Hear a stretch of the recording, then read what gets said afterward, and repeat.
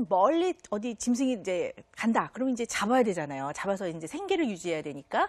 그래서 늘 원거리 터널이에요. 왜냐하면 이 동물을 잡으러 갈 때 먹잇감을 이 주변을 자꾸 보면 놓쳐요. 그렇죠. 그렇죠. 그래서 가다가 꽃이 이쁘네 뭐 이러면 놓치는 거거든요. 네. 먹잇감을. 그래서 일단 목표물이 정해지면 그냥 옆을 보지 않고 갑니다.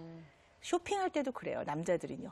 바지 사러 가면요. 네. 그냥 가서 사갖고 나와요. 그렇죠. 맞아요. 네. 딱 내가 원하는 색깔의 바지. 네. 요것만 딱 사면 되지. 딱 왜 사면 그거를 나와요. 여기 네. 보고 저기 보냐고 막 우리한테 투덜거리잖아요. 그럼요. 그래서 남자들은 일단 세상을 보는 시각이 좀 그래요. 그리고 이게 역사가 오래됐다는 얘기예요. 5, 6만 년 됐다는 얘기입니다. 네. 근데 여자들은요. 반면요. 근거리 주변 시야예요.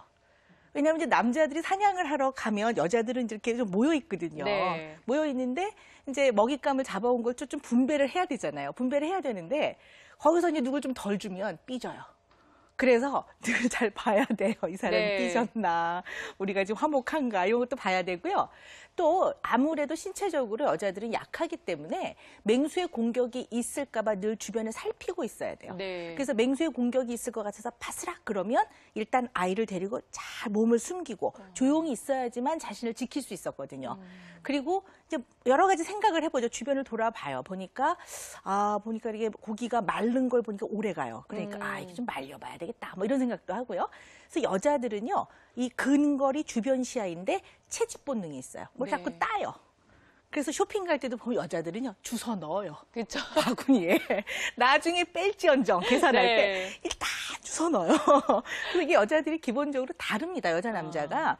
세상을 보는 시야도 다르고 모든 네. 게 다르고 위기, 맹수의 공격이 있을 때 대처하는 방식도 달라요.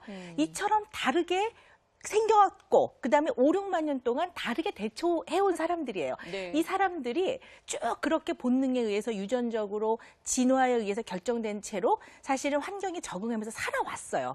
왔는데 최근 한 5, 60년 전부터는 이 엄마, 아빠 역할, 여자, 남자 역할에 변화가 생기기 시작했어요. 사실은요. 네. 왜냐하면 양성적인 것들이 훨씬 더 필요한 세상이 돼버렸어요. 그러니까 여자들도 나가서 일을 하고 그렇죠. 일을 하는 만큼 남자들도 집에 와서 좀 아이도 돌보고 살림도 하기를 좀 원하고.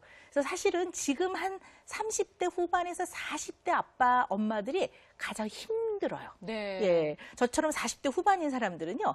그래도 그런 예전의 어떤 풍습 그런 것들에 많이 적응이 되어 있어요. 네네. 그리고 저희가 어떻게 보면 마지막인 것 같아요. 끝인 것 같아요. 그리고 요즘 네. 젊은 아빠들 주말에 보면 참 네. 안쓰럽다는 생각도 많이 들 때도 네, 있어요. 들고 매고 그죠? 애도 또 그냥 업고 같이 다 네. 해줘야 되고 청소도 해줘야 되지 뭐 설거지도 그러니까 어떻게 보면 참 좋은 세상에 태어나지 못해가지고 참 고생한다 이런 생각도 들 때가 근데 있거든요. 이게 시어머니들은 속상해요. 그렇겠죠. 그냥 본인들은 그렇게 안 네. 살았거든요. 근데 가만히 외출하는 걸 보니까 며느리는 핸드백만 들고 나가요. 네. 그리고 아들은 보니까 앞에 메고 기저귀 가방도 기저귀 남자가 등에 메고. 어떨 때는 핸드백도 들어주는 남자들이 있거든요. 네네. 이 시어머니들이 진짜 속상하죠. 그렇죠. 네. 자, 이렇게 어쨌든 간에 이렇게 부모라는 그 안에서도 남자와 여자가 이렇게 많이 다르기는 한데요. 자, 그렇다면 우리나라 부모가 외국 부모하고 좀 다르다는 걸 한번 우리가 좀 파악을 해봤으면 좋겠어요. 그죠. 유난히 왜 외국 엄마들은 뭐 영화에서 봐도 그렇지만 애가 넘어지면 일어나 뭐 이렇게 얘기하는데 우리 뭐 막 가잖아요, 선생님. 우리나라 엄마들이 훨씬 더 불안감도 높고 뭔가 좀 이렇게 유독 유난스럽다 이런 생각이 좀 들 때도 있거든요. 문화의 차이는 확실히 있는 것 네. 같고요. 그렇다고 뭐 한국 엄마들의 사랑이 서양 엄마들에 비해서 뭐 더 많다 이렇게 얘기하는 건 참 위험한 생각인 것 같아요. 좀 표현 방식이 다른 것 같은데요. 그래도 차이는 분명히 존재하고 있어요. 네. 우리 예전에 고전 설화부터 시작해서 쭉 보면요. 우리는 보면은요. 알에서 태어나는데 이 알이 그냥 태어나는 게 아니라 뭐 예를 들어 뭐 엄마가 굉장히 지극정성으로 품어서 어떤 하늘의 그 점지를 받아서 뭔가 사명을 갖고 태어난다. 뭐 내지는 인고를 겪으면서 굴 속에서 마늘을 먹어가면서 네. 뭔가 엄마가 이런 각고의 노력 끝에 뭔가 좀 변화하는 이런 것들이 굉장히 많아요. 그래서 우리나라는요, 기본적으로 엄마들한테는요, 희생을 굉장히 많이 네. 부여하는 것 같아요. 그것이 엄마들의 본연의 임무라고 생각을 하고 우리들 엄마들은 그것이 너무나 자연스러운 것 같아요. 그래서 뭐 서양 엄마들이 아이를 사랑하지 않는 건 아니지만 네. 우리나라 엄마들은 기본적으로 사랑 그러면 희생이에요. 헌신. 네. 그래서 내가 희생하고 내 몸이 어떻게 돼도 뭐 내 신장 하나를 떼어줘도 이 아이가 건강할 수 있으면 괜찮은 거예요. 그런 게 굉장히 많은데 문제는 그렇게 해서 정말 무결정체에 정말 하늘에서 점지한 이 탄생물을 딱 바치고 싶은 거죠. 네. 그러니까 이 아이한테 조금이라도 문제가 있으면 이거는 엄마로서는 죄책감을 느껴요. 그러니까 애가 아파도 엄마가 미안해. 뭐 그렇죠. 애가 유치원 가가지고 감기 올라온 거 뭐 어떡하겠습니까? 엄마가 뭐 어떻게 할 거예요? 호흡기 감염인데, 네. 그죠? 근데 엄마가 미안해. 그리고 의사 선생님이 주사를 놔도 엄마가 미안하대. 엄마가 미안해.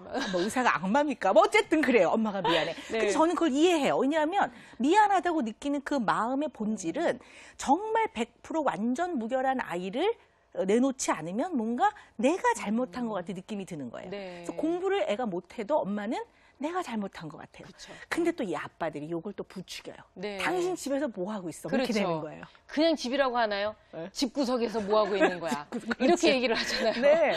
그러니까 사실은 이